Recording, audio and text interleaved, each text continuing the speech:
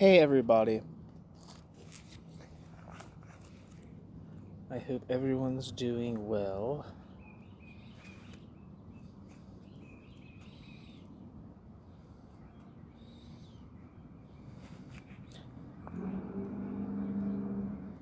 This is Paul Buhle's introduction to State Capitalism and World Revolution by C.L.R. James in collaboration with Dunayevskaya and Grace Lee Boggs.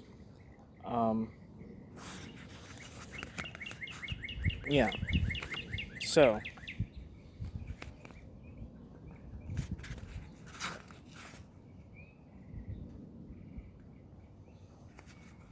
there's actually two pieces here from Buhle, so I'll read them both.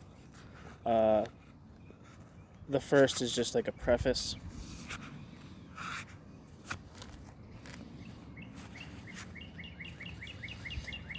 This first is a note on the 2013 edition of the book. Chimes have changed and changed again. One could easily say again and again and again, since the original publication of this unique document in 1950. As I explained below in the introduction to the 1986 edition, written only a few years before I took up the task of writing the authorized biography of C.L.R. James, and James himself passed away, the principal author had moved from obscurity to celebrity by the 1970s. By the time of the 1986 edition, he was the eminence grise of Pan-Africanism because he had outlived his generation, but mainly because he was infinitely wise, to the casual look also infinitely aged, world historic revolutionary. Capitalism, globally centered in the American empire, regained its strength and self-confidence by the early 1950s and lost much of what it had gained by 1970.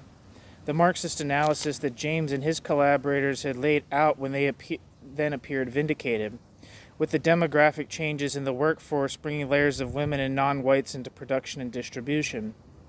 But deindustrialization was only around the corner. The triumphant capitalism of the 1990s, basking in the warmth of the East Bloc collapse but also in the money gush of financialized economies, would seem to have wiped the theories and implied strategies of state capitalism and world revolution off the map. State capitalism as a system had indeed spun downward into its own contradictions. But corporate capitalism was the apparent victor. And the spoils go into the new classes of exploiters.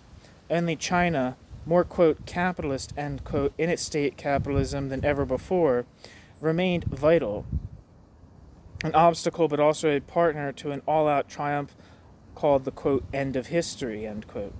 That is, the history of class struggle. That was, of course, a superficial and self-interested reading of the situation. What would C.L.R. James have made of the failed imperial wars in Iraq and Afghanistan, the implosion of the finance capital economy, and the election of a non-white U.S. president presiding over the deeply troubled empire?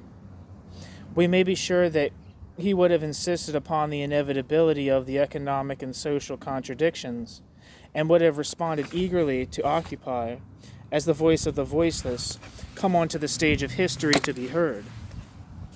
It was in his nature, and so unlike many would-be Marxist savant, to look for what was new, what fresh stream of activity caught public attention and encouraged bursts of rebellious activity along new lines. James wrote the remarkable foreword to the 1986 edition against the background of the Solidarity movement's triumph in Poland. It bespoke an optimism that carried over in many places, especially East Germany, with the fall of the communist regimes. That something better, more tied to working class life and collective self-determination, was possible, if not certain. The hope disappeared rather quickly, although not without leaving behind new formations symptomized by the appearance of the Left Party in Germany during the era to follow. More to the point, in some ways, the vast Communist Party entourage in Italy, for a time the largest political party of any kind in Europe, all but dissolved in the aftermath of the East Bloc debacle. It became clear that the communist following had been mainly old-time faithful, and with their passing went the factories they had worked in since the Second World War, and the basis for the European left. So little seemed to be left behind at the dawn of a new century. The same was true, of course, for European socialist parties, more subservient than any but the most cynical observer could have predicted, to the new austerity programs and the steady rollback of social safety nets, victories in lowering the retirement age, and so on. The successes of the social democratic struggles in modifying and even creating a particular state capitalism were now at an end. And yet the importance of the history of the working class as a global phenomenon remained, and not only because a vast new working class had emerged in China and begun to struggle for collective self-recognition.